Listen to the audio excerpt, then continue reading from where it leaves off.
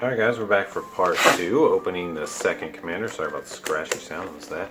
Alright, back for part 2. So this is the second commander deck from Innistrad Midnight Hunt. Coven counters, white, green, and right off, let's review Lunar from the front. Autumn Sovereign, 4 mana, 0/4. At the beginning of combat on your turn, put a +1/+1 counter on up to one target creature you control. Then if you control 3 or more creatures with different powers, draw a card. Once again, we're seeing card draw value in the command zone for 4 mana. 4 toughness, good, that survives a lot of things. You probably want a +1/+1 counter on it or 2. And yeah, putting these +1/+1 counters on things should allow you to switch up your power and toughness and basically draw a card at the beginning of each one of your combats. So you should get 2 cards a turn once you get her out. That's pretty good, starting out. Alright, let's crack this open.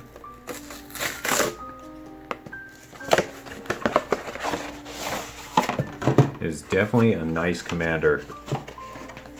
Very nice commander. Any commander that has, I've said this before and I say it all the time, it's just kind of a standard for commander. Any commander that just draws you cards in general, unless it costs a ton of mana, is good. If it draws you cards for essentially no mana, it's good. Same one as last time on the life counter. There we go. We got some data about Lunar. Is that how you say it? And playing the deck, commander rules. Okay, pretty cool for new players. You can pause it there if you want, but we're gonna skip on to this, which is the 100 card commander deck. And of course we got tokens in here as well. Alright, where's the pool tab? This one doesn't have one? The last one had. No, it literally doesn't. I don't know if you can see this, but there's no pool tab like the last one had. Oh wait, it's just here? Yeah. Once again, I'm wrong. Disclaimer in first video about me being human. For some reason, people think people that post YouTube videos are not human. They're some kind of like perfect superhuman being or something. It's not true. We're all like the same basically as you know. We're kind of fools. We mess up a lot. Weird cardboard card. I don't know why I do that. Okay, token, snake, wolf, elephant, knight, centaur, rhino, wolf, beast, Eldrazi spawn, human soldier, spiders, wolves, more.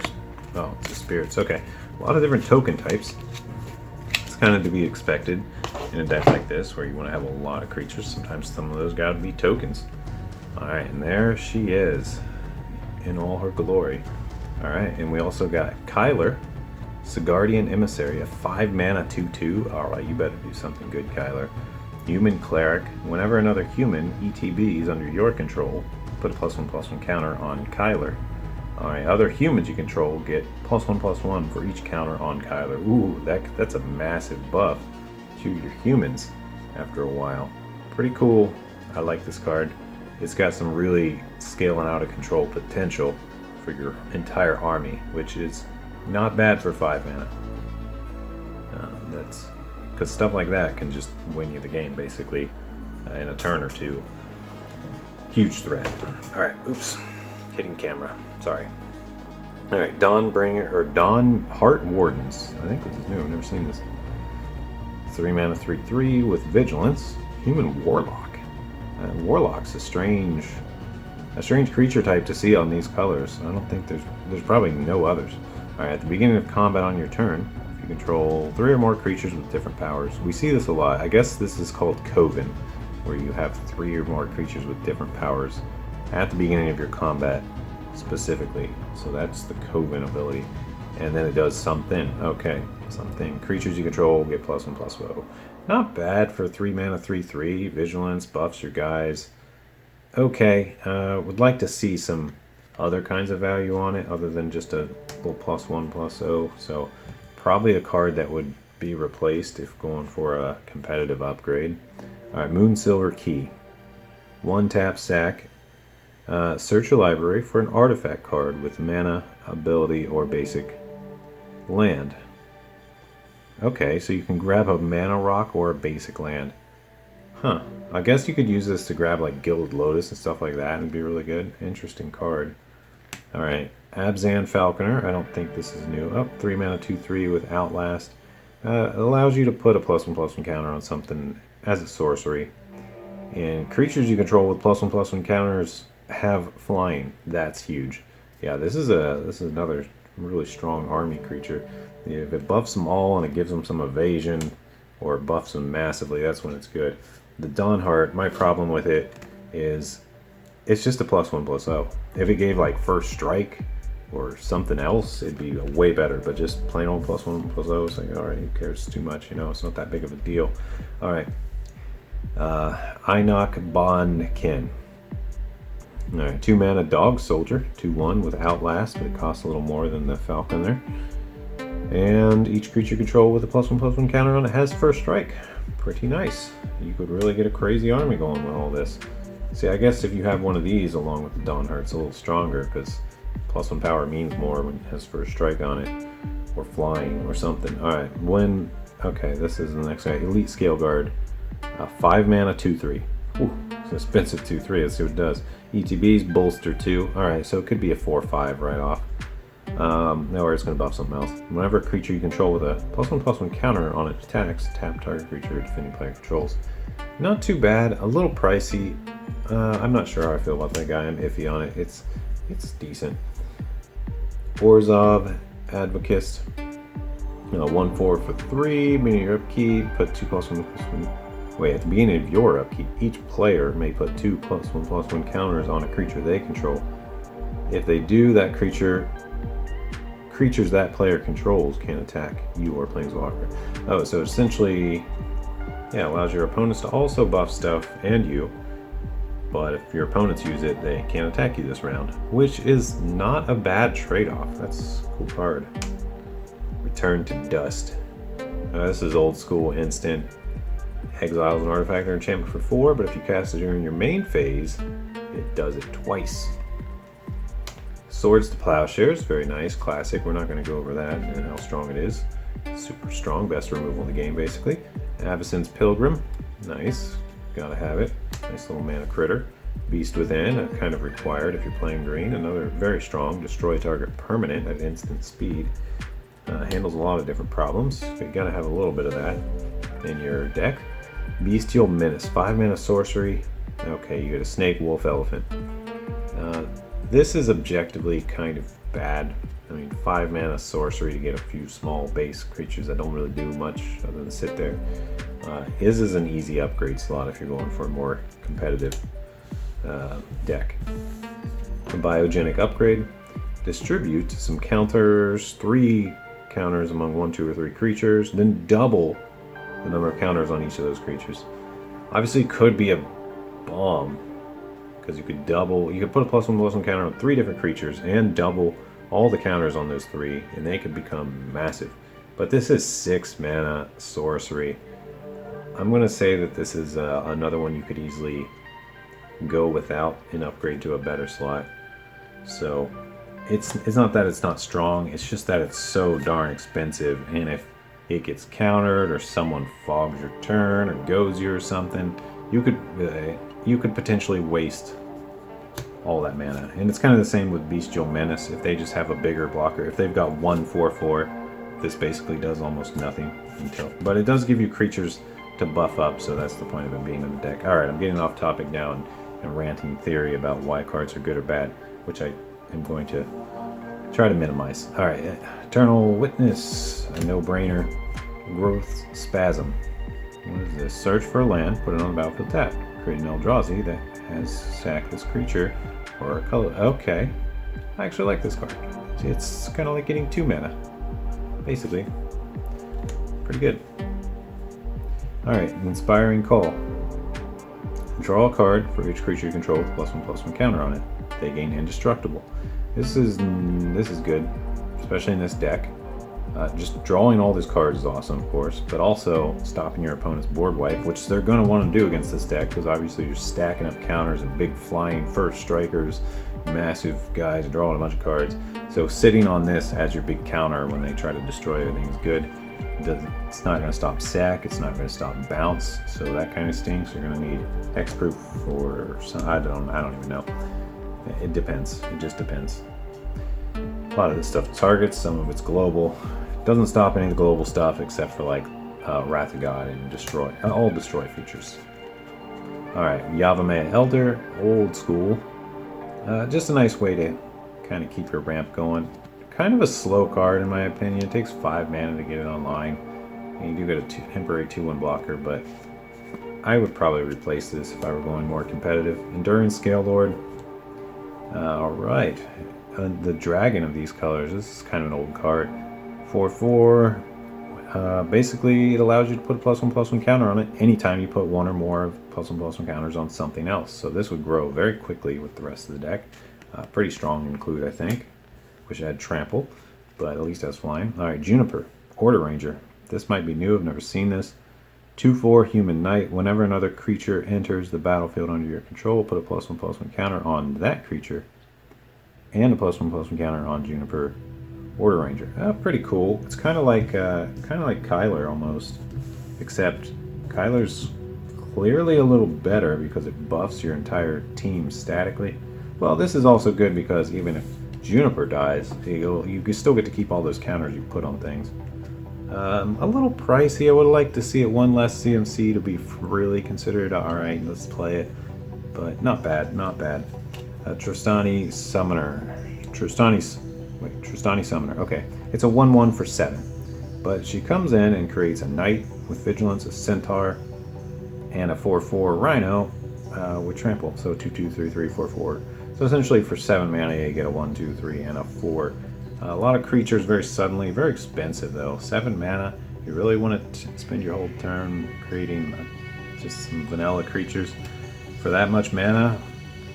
I'm always iffy on those. Those can sometimes really be, I don't know, it depends. If you can free cast that type of spell, it's amazing, but if not, alright, Arcane Signet's a no-brainer. Soul Ring at the decks with boots every deck. Talisman of Unity, very nice. Nice reprint. Good mana rock. Blighted Woodland. I don't like this one because it's so expensive to do, but it can be pretty good sometimes. Command Tower. Frozen Verge. Lots of ways to search up lands. Myriad Landscape. So lots of ramp on the lands. That's sort of interesting. Path of Ancestry. Lots of humans in the deck, so that'll trigger a lot to get you to lots of scries. Alright, now we're up to the rares, the spice. Alright, each creature, well, let's start from the top. Celestial Judgment, 6 mana sorcery. For each different power among creatures on the battlefield, destroy creatures with that power. Wait, what? Choose a creature with that power. Okay, for each different power on the battlefield, choose a creature with that power, destroy each creature not chosen in this way. Okay, so one of each power survives and everything else is destroyed. Yeah, I guess the whole point is you could pick all your creatures on your board, 1 through whatever, and everyone else's is destroyed.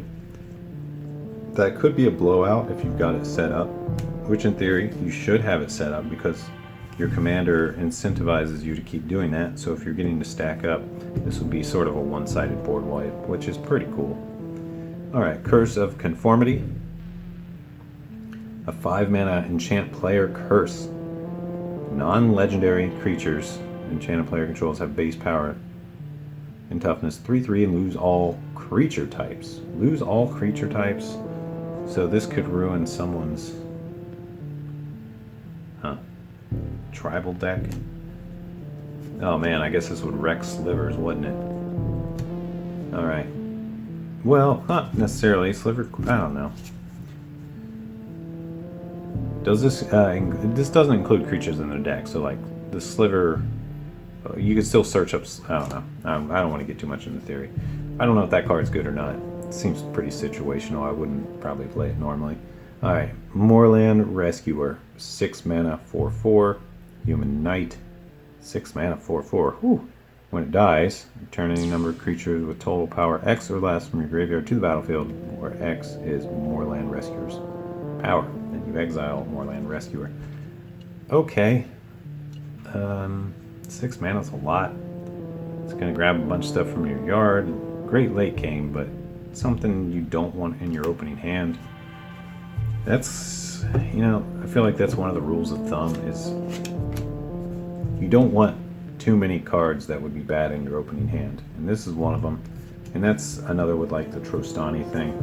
It's really, you know, that's pretty subjective to the deck, but that's one way to kind of stabilize your deck if you're getting a lot of bad games, I think, is to make sure your opening hands are more consistent.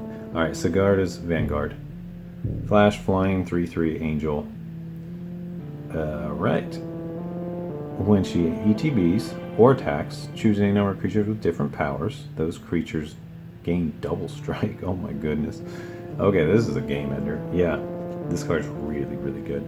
It's extremely good. I might be exaggerating a little bit there, but I really like that. It's clearly something that you could bring out and in the game, basically, with this type of deck. Alright, Stalwart Pathlighter. 3 mana for 3/1 Vigilance. Coven. We know what Coven does, so I'm just going to skip over that whole read. Creatures you control gain indestructible. Oh, very nice. So you can swing with a bunch of indestructibles if you got Coven. That's pretty cool. Pretty much something you want in a stalemate is to be able to swing with big indestructibles. Yeah, because then you're going to be at least taxing your opponent, and they can't really do much back as far as block trading. All right, Wall of Mourning. 2 mana, 0/4 defender. ETBs, exile the top card of your library face down for each opponent you have. Okay, and then Coven. Put a card exiled with Wall of Mourning into your hand. Okay, so it's going to draw you, essentially going to draw you a card with this sort of deck. Not bad for 2 mana to start drawing at least 3 cards. Well, in theory at least. If you get one of those cards, it's a good payoff. So it's almost like a better Wall of Omens, although a little less consistent because you got to set up. But the whole point of this deck is to set up. So in theory, you'll be setting up every game, and if you don't, you're guaranteed to lose anyway. So it doesn't really matter what anything else is going on. But I would say in general, Wall of Omens is going to be a more stable draw. But this could potentially get you 3 draws, which is pretty sweet. Pseudo draws, not true draws. Which is also a thing to note. Things that shut off your draw, like Narset, would not be affected by this because it does a special exile and put it in your hand thing rather than draw. Alright, I'm getting sidetracked. Let's flip through these. I'm going to try to go a little faster. I know, I just love talking about cards, so I just don't want this to be forever of a video. Celebrate the Harvest. 4 mana sorcery. Search your library for X basic lands or X's different powers. Put on the battlefield tap. That's awesome. Hopefully you can grab at least 3 or 4 lands with this, and it's going to pay off big time. Curse of Clinging Webs. 3 mana. Champ player. Whenever a non-token creature dies that player controls, exile it, and you get a spider. Okay, that's pretty cool because the big thing about this, well, the spiders are nice and they have reach, so double nice. It shuts off people's recursion stuff. So if they want stuff to go to the yard so they can play, I don't know, some reanimator spell over and over, or reanimator ability, this shuts them off. So this is a nice card. Yeah, I like that card. I think that's new. I've never seen that before. Heron Blade Elite. Vigilance. Whenever another human ETBs, it gets +1/+1 counter. Oh, it's a 3 mana 1/1. Vigilance, but they're going to get plus up. Oh, and look at this. It taps for mana of any one color where X is its power. Very strong mana critter already. Sure, it's going to start out tapping for 1, but you play one other creature, 2 other, well, it's got to be humans. You play a few other creatures, and suddenly she's tapping for 3, 4. Yeah, this could scale out of control. This is a good card. Could be a lot of mana. Alright, Kuberus. Harvest Celebrant. An X, green X, Treefolk. Oh, what do we got here? Alright, let's read carefully, because I'm really curious about what this guy does. And he's just a rare, not a mythic. Alright, when he ETBs with a number of +1/+1 counters on it equal to the mana spent to cast it. Okay, so he gets these 2 greens as part of the X is the way to think of it, as compared to most Hydras. So if you pay X and 3, he's going to be 5/5. Yeah, you get it. Okay, and you can remove a +1/+1 counter from him. Prevent all damage that would be dealt this turn by another creature with a +1/+1 counter on it.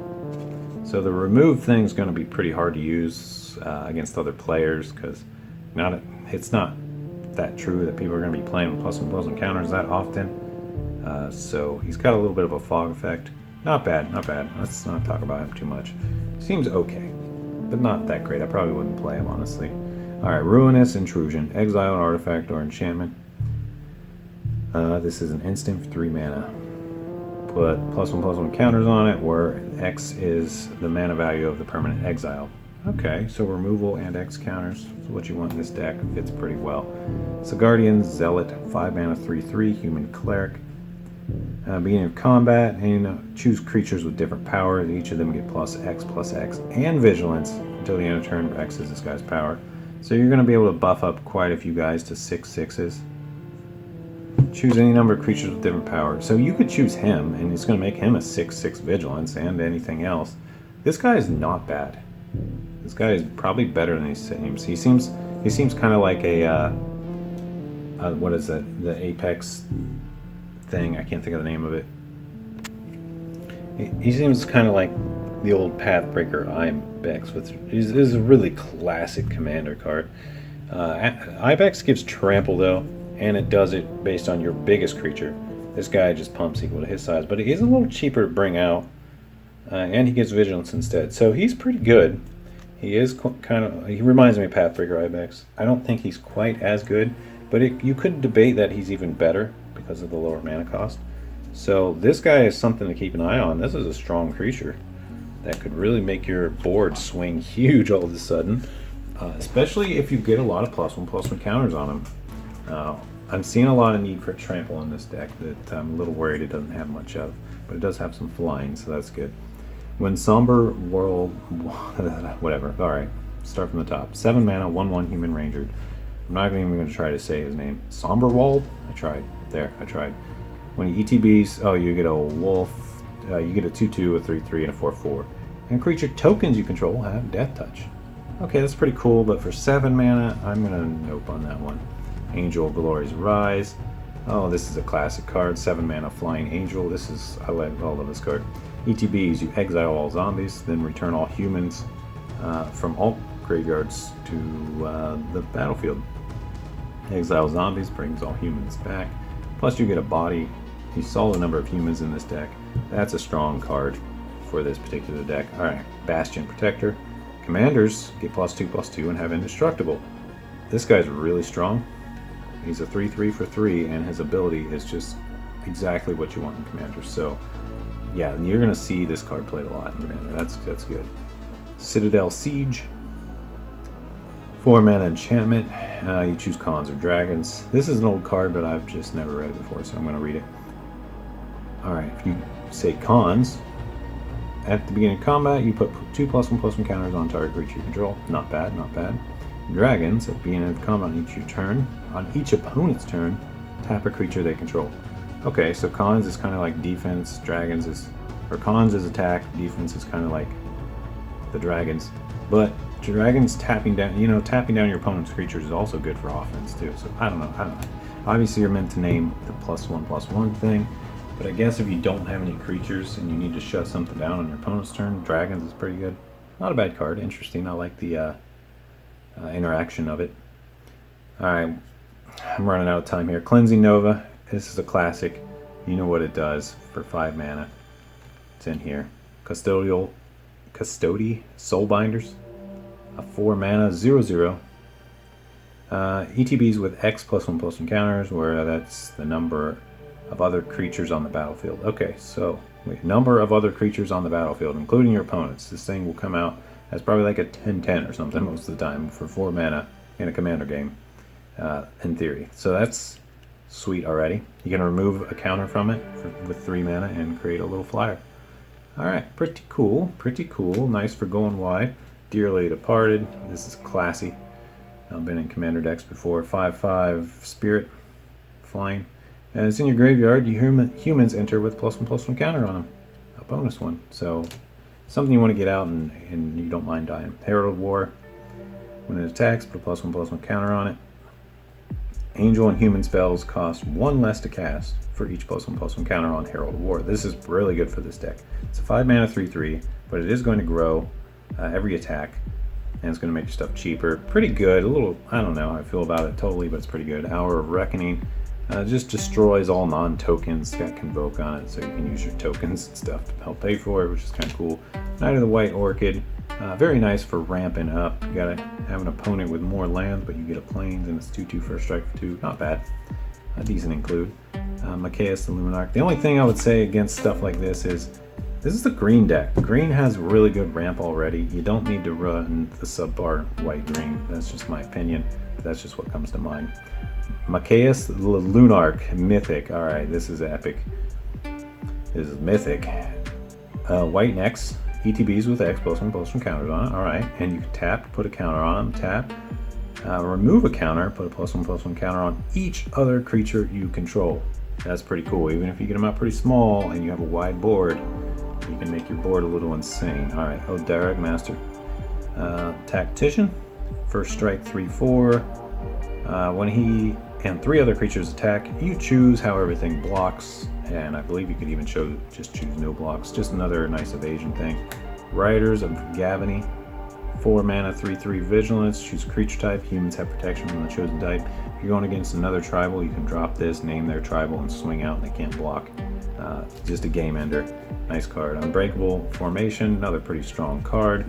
Save your guys with Indestructible, or if you do it during your main phase, they all get a +1/+1 counter in Vigilance. Great for before swinging with a big Indestructible Vigilance army. Pretty insane sometimes. Victories. Envoy. I don't like this because you gotta wait a whole round. It's 3/3 for 5, but you gotta wait for it to go around. But it does pump up your entire board every upkeep, which is kind of cool. Champion of Lambholt, a 1/1 for 3. I think this is a classic card. Creatures with power less than it can't block other creatures, can't block creatures you control. So this is a global effect. If you've got a bunch of big creatures that can't be chumped, basically. Well, if you champion a Lambholt, it's huge. So it goes off her power, but it's for all your creatures. Alright, whenever another creature ETBs, you get a +1/+1 counter on her. Yeah, this is kind of an insane card that's going to win you the game if it gets out of control and you're just allowed to attack. Death's Presence allows you to move your +1/+1 counters around when stuff with them dies. Gyre Sage, another grow tapper, a 2 mana evolve creature, but it gets to add mana for each +1/+1 counter on it, which should happen pretty easily in this deck. I just wish that she could tap for 1 without any counters on her. That's my only complaint about this card. Every time I play it, I wish that it could tap for a mana initially. Kessage Cage Breakers, going to create you a wolf for every creature in your yard when you attack. And they're also attacking. It's a 5 mana, 3/4. He's pretty cool. Relies on stuff in the graveyard, which is, I don't know about playing too much of that in this deck. Because, like, there's no guaranteed way to get stuff in your yard. If you bring him out early, or if he's in your opening hand, he's not that great unless you have a self-mill type deck. So, probably something I would exclude in the long run. Although, in theory, it could be good late game, but like I was saying earlier, you got to watch that opening hand factor if you want a stable deck. That's just my take on the matter, kind of my own opinion on it. Alright, Shamanic Revelation. We've probably all seen this. Classic card. You draw a card for each creature you control. At this type of deck, you're going to get a bunch. And you're also going to gain a bunch of life for each of them that have 4 or greater power. Alright, we got another mana human druid. Add 3 mana of any one color. Spend this only to cast creature spells. Not bad. Not bad for this deck. The Gear Hulk. 4/4 trample for 5. He puts 4 counters distributed among creatures you control, which you could put them on him and be an 8/8 for 5. So that's pretty crazy. He's got trample. Wild Beastmaster. 3 mana 1/1. Whenever it attacks, each creature you control gets +1/+1 or +X/+X till the end of turn war. It's Beastmaster's power.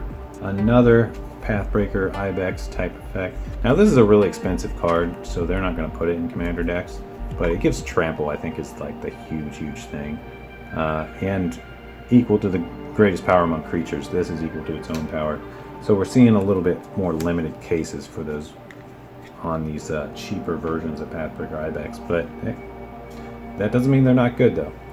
Just Pathbreaker's really good. Alright, Herons Grace Champion. Flash, lifelink. ETBs, other humans you control get +1/+1 and lifelink until the end of the turn. that's pretty good. Flash and lifelink. A little pricey. I would like to see a little cheaper, but a lot of abilities on it. Flash is always, I love Flash. Just being able to hold up your mana for the whole round is always cool. The only problem with this is not something you typically want to play at the end of your opponent's turn because you'll lose that whole life leak trigger. So you want to do it either after you've already attacked or when you're blocking. I don't know. That kind of makes him hard to use, to be honest. But if you have a huge army, that could gain you a ton of life, and that's good. Oh, we got a rare or a mythic here.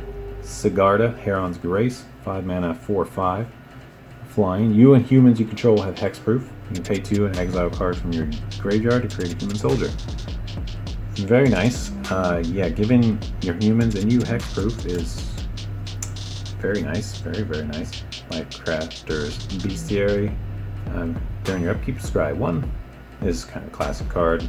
Cast creature, you can pay a green, draw a card. Nice way to keep your hand going. And now we're getting to the lands. We got a Canopy Vista. Very nice. It's untapped as long as you control 2 or more basic lands. Exotic Orchard, Fortified Village, Sungrass Prairie, Temple of Plenty, Rogue's Passage, Selesnya Sanctuary, Temple of False Gods, and a bunch of basics. And that is the deck. I do have some opinions on those lands, but I don't want to get too critical.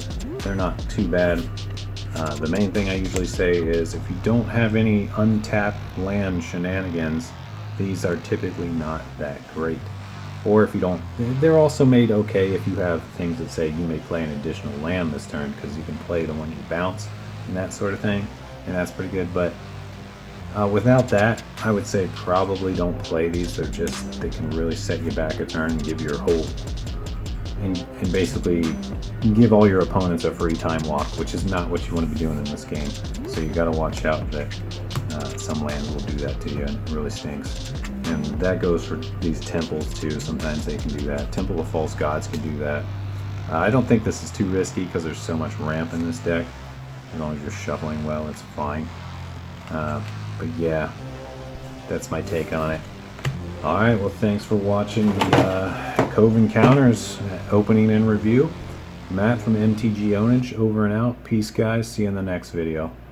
If you enjoyed, don't forget to hit the like button and subscribe for more.